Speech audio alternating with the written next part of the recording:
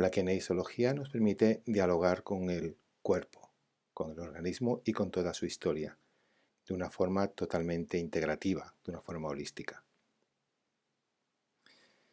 Comencemos por el agua, el elemento en el que aparece la vida en el planeta, y vamos a partir de los dos elementos dinámicos que conforman la vida, que es la energía y la materia. Y el elemento que los une, que sería el agua.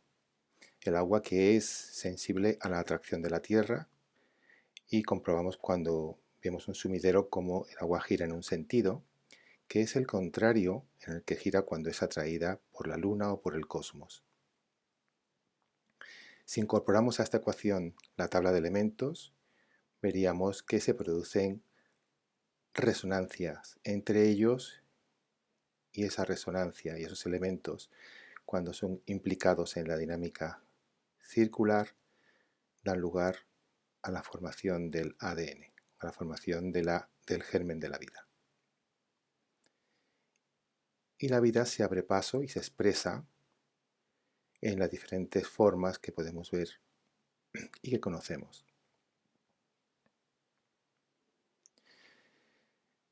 Poseemos un organismo con más de 3.000 millones de años de historia,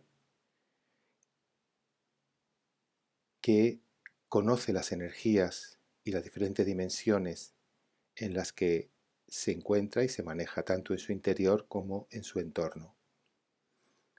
También entra en resonancia con los elementos que lo componen y con los que conviven. Somos capaces de mantener el equilibrio en cada uno de ellos, al mismo tiempo que se reconoce en su relación con el universo y con todos los misterios, con esas puertas que nos abren a nuevas experiencias.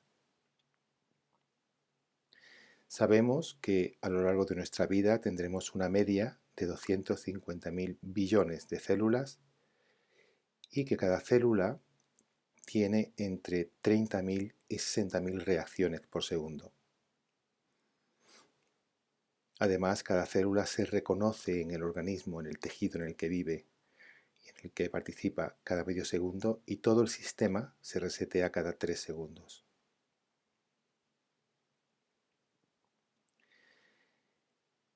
Pero volvamos al agua. Ya vamos comprendiendo la complejidad de nuestro organismo. El agua es el elemento más sensible a todos los eventos que han ocurrido en el planeta, y también lo es a todos los eventos que ocurren en el cosmos. Y el agua que compone nuestra vida es donada por el óvulo de nuestra madre. Es nuestro agua celular. Sabemos que en la célula tenemos una temperatura en el citoplasma de entre 44 y 50 grados centígrados, que hacen que la actina y otras proteínas generen una consistencia de gel al citoplasma. Es un estado del agua en forma de gel. Esto permite la disposición exacta del potasio intracelular y el sodio extracelular, que le confiere a la célula un carácter bioeléctrico. Ahora, si vemos todas las células que componen un órgano, por ejemplo el hígado, podemos compararlas con el vuelo sincrónico de los estorninos, solamente que muchísimo más lento. Todas las células del hígado se orientan de forma electromagnética unas con otras, generando un estado vital totalmente coordinado con el organismo en el que vive. Esta distribución del sodio y el potasio va a relacionarse con la respiración tridimensional de la célula. Cada eje confiere una dinámica diferente. También con la fosforilación oxidativa de la mitocondria, que produce la energía celular, y entra en resonancia con los cuerpos etéricos, los cuerpos sutiles. Estas relaciones, la relación del potasio con la célula y el sodio con la célula, la podemos testar con la frecuencia 136,10 Hz, que corresponde con la frecuencia del año planetario de la Tierra, la frecuencia de la Tierra girando al Sol. Pero toda esa sincronía maravillosa puede ser perturbada por diferentes homotoxinas, por ejemplo, glifosato, DDT, agua con deuterio. Aquí expongo muy poquitas, hay muchísimas más. Metales pesados, medicamentos como los diuréticos, antihipertensivos, disruptores endocrinos, etcétera, etcétera. Estas homotoxinas se van a incorporar al gel celular alterando la orientación energética, fisiológica, causando graves desequilibrios y deteriorando el comportamiento de la célula. Además, si podemos ver un campo electromagnético por el paso de una corriente eléctrica, este fenómeno sucede en nuestro cuerpo. Somos seres conductores y el cosmos y la Tierra comparten diferentes energías de naturaleza conocida y otras desconocida. Cada paso de cada energía genera un campo alrededor que es nutrido por los fotones que emite nuestro organismo, generando lo que conocemos como cuerpo de la bioinformación.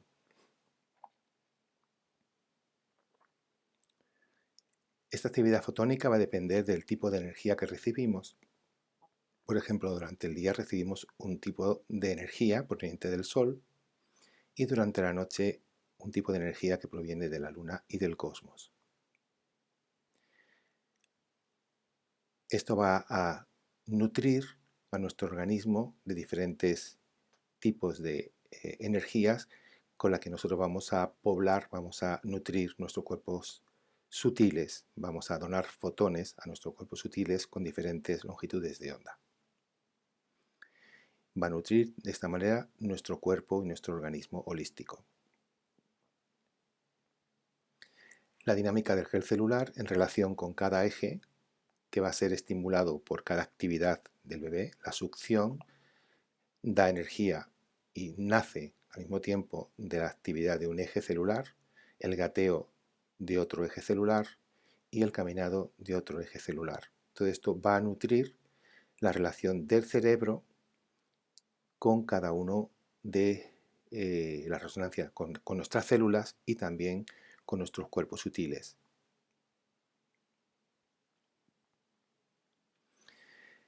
Bien, nuestros cuerpos etéricos, que es el físico, el emocional y el mental, corresponderían a la actividad acuática.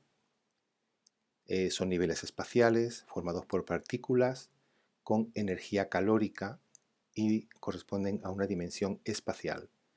Corresponden al mundo acústico y al autoconocimiento. Tenemos luego la entrada al cuerpo astral, que es un nivel de transición entre el espacio y el tiempo. Y luego tenemos los niveles superiores, astrales intuitivo, celeste y causal, que corresponden a la parte de luz, al aire. Son niveles temporales formados por partículas con energía cinética y con una dimensión temporal. Corresponde al mundo visual y a la autorrealización.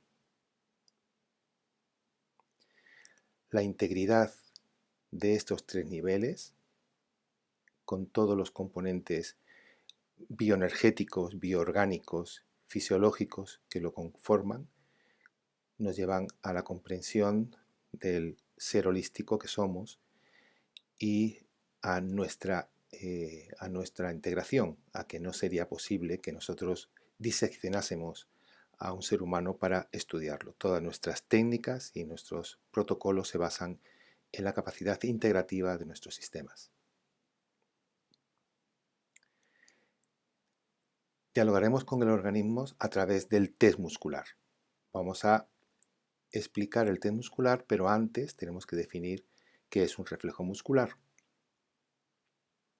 El reflejo muscular es un acto que tiene naturaleza neuroestructural y cuando hay un reflejo muscular es indicativo de que el organismo está buscando un equilibrio que ha perdido porque lo hemos sometido a un estímulo o una provocación. Una vez que ejercemos una provocación sobre el organismo y él pierde su homeostasis, su equilibrio, eso se va a mostrar con un reflejo muscular. El organismo va a intentar compensar o adaptar ese estímulo o esa provocación, y eso lo vamos a comprobar, lo vamos a poder ver de forma física a través de un reflejo muscular. Entonces, un test muscular es el arte de obtener información a través de observar y valorar los reflejos musculares. Importante, observación de los reflejos musculares. Eso es muy importante porque la primera parte, el lenguaje con el que vamos a abordar, vamos a tener la valoración, es a través del reflejo muscular. Y tenemos que ser observadores totalmente sin ningún tipo de interferencia. Se va a basar en la capacidad del cuerpo, del organismo, de percibir una provocación o el estímulo y poder reaccionar ante él. Utilizando protocolos apropiados, que están perfectamente diseñados, vamos a encontrar cuáles son las causas de forma objetiva que han deteriorado o están dañando la dinámica holística evolutiva del organismo. Vamos a mostrar el test por tracción. La respuesta se puede observar en una aparente diferencia en la longitud de los brazos. Presionando la primera cervical del sujeto, podemos comprobar que aparece un brazo aparentemente más corto que otro. Vamos a verlo de forma más detallada. Ahí vemos un testaje sin provocación, donde los tonos musculares están en equilibrio. Su longitud, la longitud de los brazos, ante la misma tracción del brazo derecho y del izquierdo, aparecen más o menos igual. Y ahora vamos a ver el testaje positivo a la provocación. Vemos que aparece una aparente diferencia en la longitud de los brazos. Esto se debe a que se produce una hipotonía en receptores musculares concretos de una de las dos cadenas musculares. Este receptor es el ánulo espiral, está en la fibra tónica, es la fibra intrafusal. Está regulado por la motoneurona gamma, corresponde a fibras aeróbicas, consumen grasas para su actividad, son fibras lentas, muy resistentes al esfuerzo mantenido y nos dan mucha información de la postura en todos sus niveles y de la postura psicoemocional. O sea, nos va a dar una información holística partiendo de su capacidad postural. Es un diálogo con la naturaleza, partiendo de que una provocación que es capaz de ser percibida genera una reacción, y una vez que adaptamos esa provocación nos permite una evolución, y sabiendo que el sistema, el organismo tiene un sistema propioceptivo que le permite percibirse a sí mismo, todo este sistema está siempre dentro de un equilibrio que se llama homeostasis.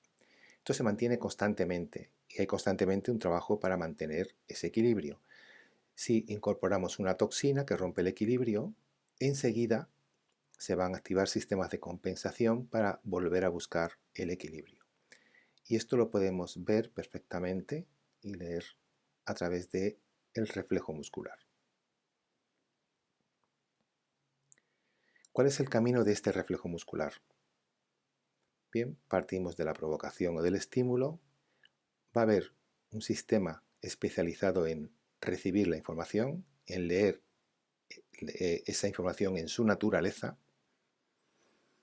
y esto va a llevar un camino aferente hacia el sistema nervioso central. Una vez que este estrés o esta información, esta provocación llega al sistema nervioso central, si genera un estrés, o sea, si rompe el equilibrio, se va a activar un neurotransmisor que se llama sustancia P, y esto genera una reacción de los receptores musculares que podríamos ver en el reflejo muscular. Esta sería la ruta eferente. De forma simple, partimos de un OAR si añadimos una provocación, si esta provocación genera un estrés en el sujeto, lo veríamos con un reflejo muscular, y si la provocación no genera ningún estrés, veríamos que no hay ningún reflejo muscular. Por ejemplo, vamos a utilizar ahora un testaje con un filtro, se llama filtro alfa de la gama Syntonic. Este filtro al sujeto que vamos a testar le produce un estrés. Significa va a activar sus fibras simpáticas y esto en esta persona genera un estrés. Vemos al sujeto, traccionamos de sus brazos y con la misma fuerza en ambos lados y vemos que tenemos un no AR. Seguidamente vamos a ponerle el filtro Syntonic alfa y volvemos a traccionar comprobando que tenemos una hipotonía de sus cadenas del brazo derecho. Sobre esto se desarrollan algunos protocolos. Voy a explicar muy por encima pues algún enfoque de protocolos desde el punto de vista holístico. Por ejemplo, protocolo estructural, partimos de la postura y de todo lo que integra o los ingredientes que generan la postura en la persona. Desde el tejido que se va desarrollando a nivel intrauterino hasta la integración del sistema neurovegetativo, testaremos con la integración de los reflejos primitivos. Seguidamente, la integración hasta el sistema nervioso central a través de los reflejos posturales. Esto nos da acceso a la capacidad de estabilidad y de orientación del sujeto. Y también a su capacidad perceptiva, propioceptiva, incluso su criterio de creencias debido a su sensación de vivir. Luego la integración de los vectores craneales, el vector de control, de dominancia y de proyección, que nos permite valorar su capacidad orientativa y la relación entre el cráneo y su cervical.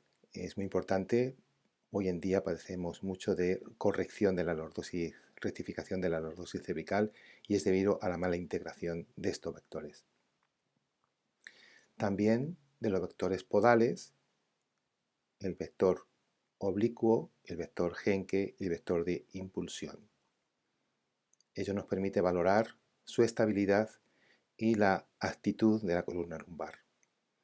Seguidamente, la integración de los vectores tienen que ser totalmente relativos, se tienen que relacionar al nivel de la tercera lumbar, y esto nos va a permitir valorar la dinámica de toda la columna desde la parte occipital hasta la parte coxígea.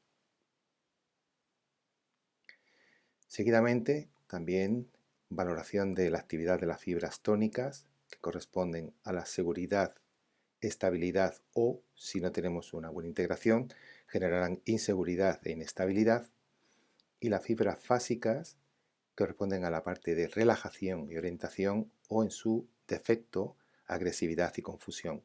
Cuando no tienen una buena integración, vamos a tener problemas o vamos a tener adaptaciones sintomáticas en estas piezas, en estos fulcros que indico ahí: atlas, tercera cervical, sexta cervical, cuarta torácica, 12ª torácica, tercera lumbar, quinta lumbar, coxis, rodilla, astrágalo. Y, por ejemplo, si no tratamos adecuadamente alguna de ellas, siempre se va a producir una adaptación. Por ejemplo, un astrágalo no bien tratado se va a adaptar en una articulación temporomandibular. Por ejemplo, un protocolo químico, pasamos a la parte nutricional, partiremos de esta mecánica. Imaginemos que este rectángulo azul corresponde al sistema inmunitario, sistemas de compensación y adaptación, que tienen un potencial biológico con una base y una tolerancia. Seguidamente tenemos un nivel de toxinas que corresponden al medio ambiente, a la ingestión de alimentos, etc., que tienen una carga tóxica. Cuando esta carga tóxica se ve aumentada, aparecerán unos síntomas, Si tomamos tratamientos antisintomáticos, esto será entendido por el organismo como que tiene que disminuir la base biológica y aumentar la tolerancia. Seguidamente, como seguimos conviviendo con el mismo medio, pues el nivel tóxico aumentará generando más síntomas, tomaremos más tratamientos antisintomáticos y esto generará otra reacción de aumento de la tolerancia en detrimento de la base. Esto va a continuar de forma que llega un momento en que la base biológica no puede disminuir más porque pondría en riesgo el equilibrio vital del sujeto y entonces aparecerá un corte biológico.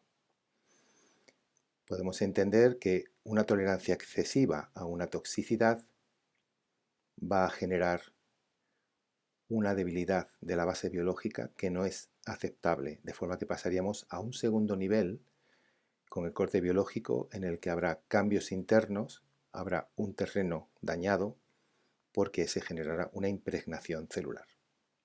Podemos acudir para entenderlo al cuadro de hemotoxicosis, en el que hay una fase de excreción, en el que el cuerpo, el organismo va a utilizar sus medios para intentar eliminar un tóxico, por el sudor, los vómitos, moco, etc. Si no lo consigue, porque le damos un tratamiento antisintomático, se genera una reacción en donde se generan procesos de inflamación y de base bacteriana, casi siempre.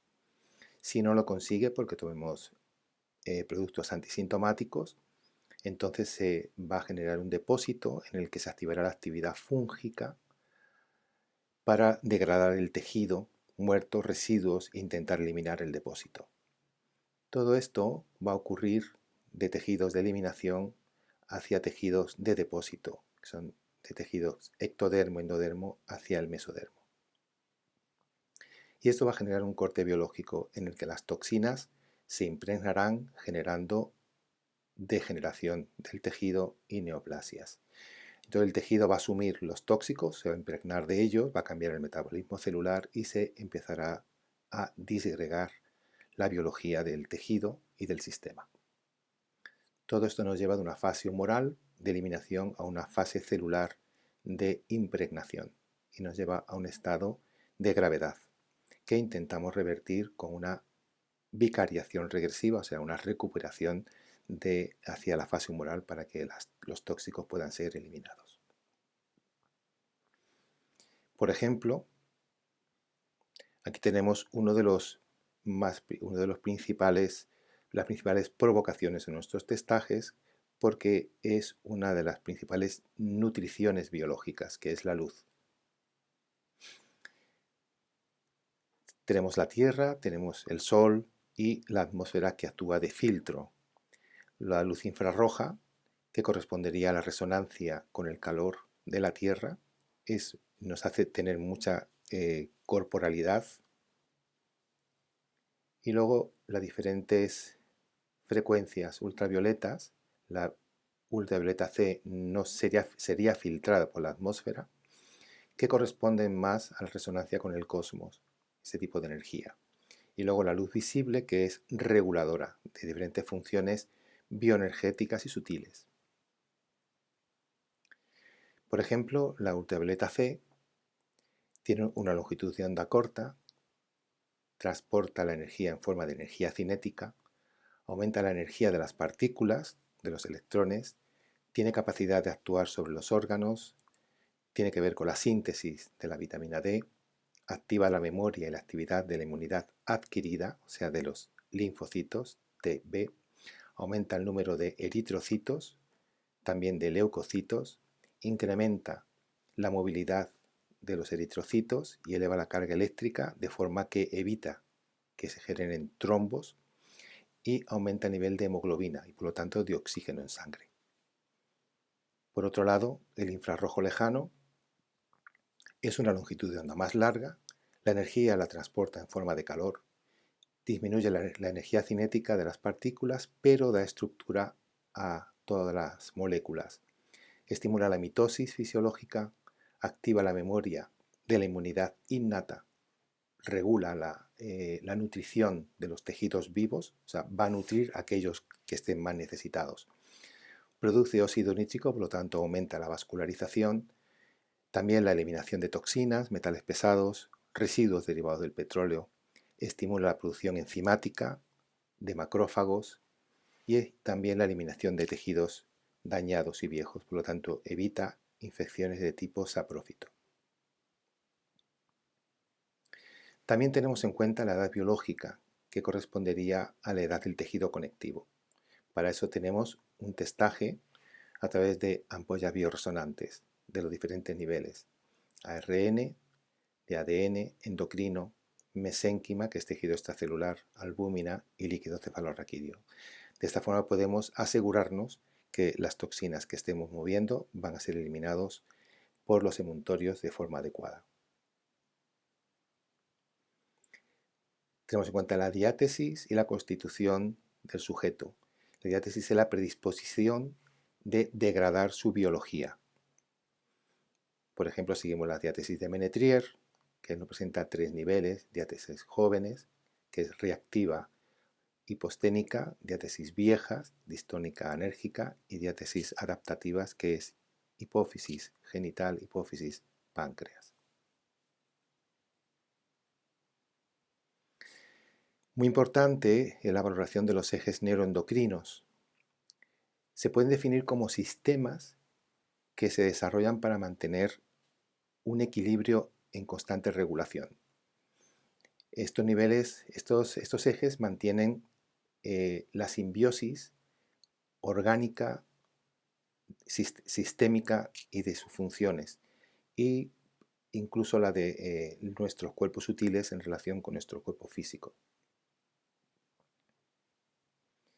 Vemos las diferentes glándulas, incorporamos el sistema simpático y vemos que hay ejes que son adaptativos, como la epífisis-hipófisis, hipotálamo-hipófisis, hipotálamo-hipófisis córtico-adrenal, hipotálamo-hipófisis tiroides, hipotálamo-hipófisis gónadas.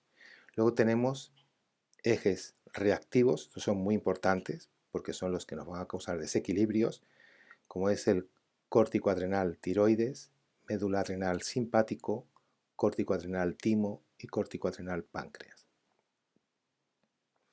Estos ejes organizan y regulan las energías universales en el organismo, sincronizan la relación entre el sistema nervioso vegetativo, el metabolismo, sistema nervioso central y sistema inmunitario, y organizan el equilibrio ante procesos traumáticos a nivel energético, emocionales, espirituales. Siempre procuran mantener el equilibrio de ese organismo con el entorno.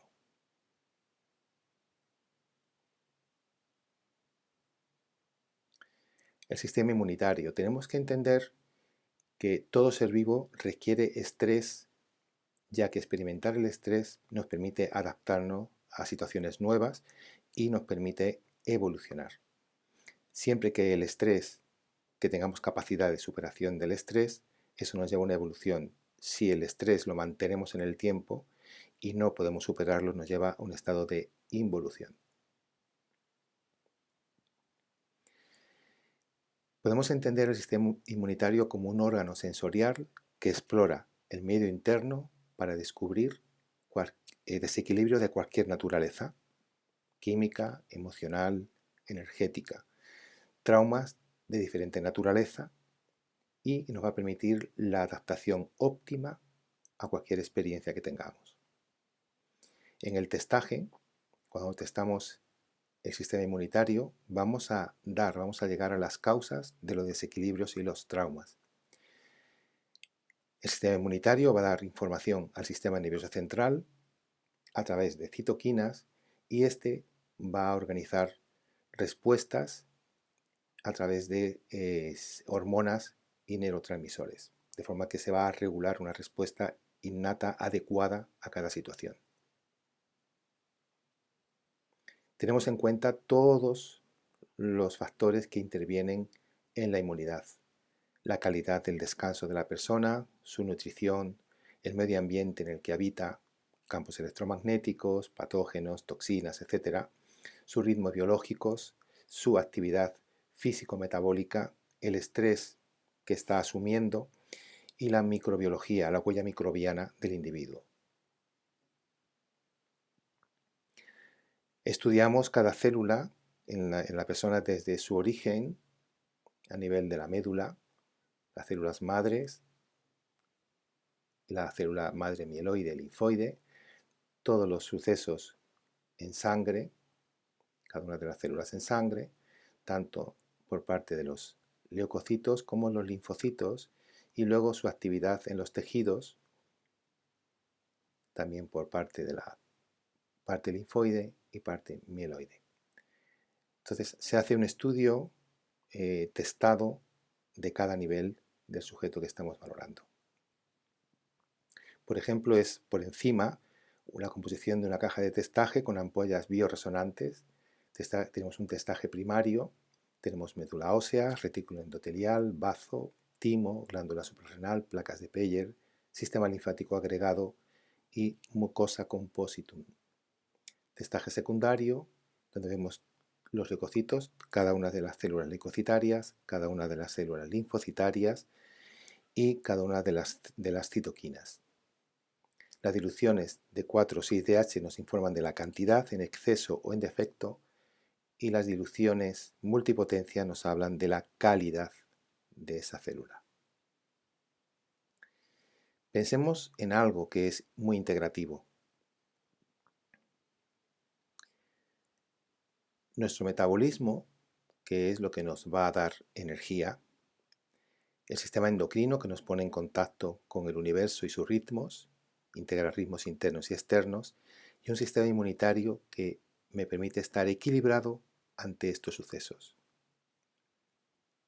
Yendo un poquito más lejos, nos movemos por 3 pasos importantes. Un primer paso que es mutación, que corresponde en la memoria de la inmunidad innata. Otro que es adaptación, que corresponde a la inmunidad adaptativa, a esa memoria. Y otro que es la evolución, que corresponde al ADN y me pone en contacto resonante con el universo.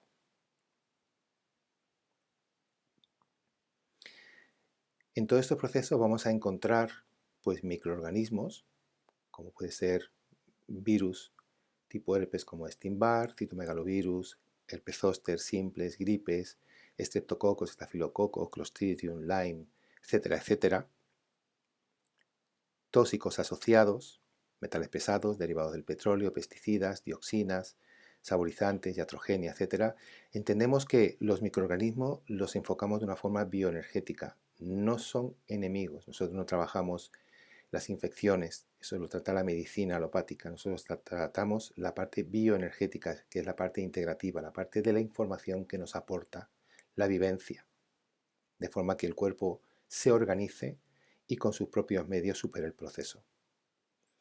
Las emociones asociadas y la postura y dinámica corporal asociadas a todos estos procesos. Un enfoque del protocolo emocional sería la parte perceptiva reactiva. Estos son pequeñas pinceladas, es muchísimo más amplio.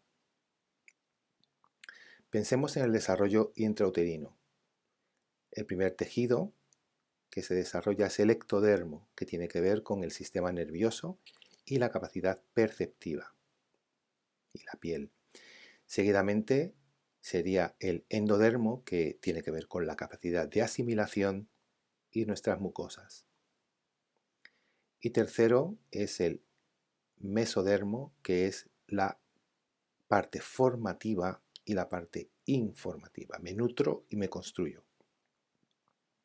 A nivel extrauterino, partimos al revés. Nacemos y somos mesodermo. Es el ser que siente, ese núcleo. Seguidamente aparecería el endodermo, que es la parte nutricional, pero es la parte vulnerable, es la parte más sentimental. Y seguidamente sería el ectodermo, que es la capa de protección. Con ella desarrollo una serie de estrategias que protegen mi vulnerabilidad. Esto se puede ver representado en los mapas sensoriales. Desarrollamos un mapa acústico, sobre él desarrollamos un mapa visual y sobre él desarrollamos un mapa intuitivo. Hay más mapas, lo pongo solamente a nivel de referencia. Si hay algún problema en este proceso, entonces voy a tener una deformación en los mapas. Si tengo un mapa acústico que está descentrado, lo voy a compensar con un mapa visual y seguidamente tendré un mapa intuitivo bastante dañado. Eso estaría en desequilibrio.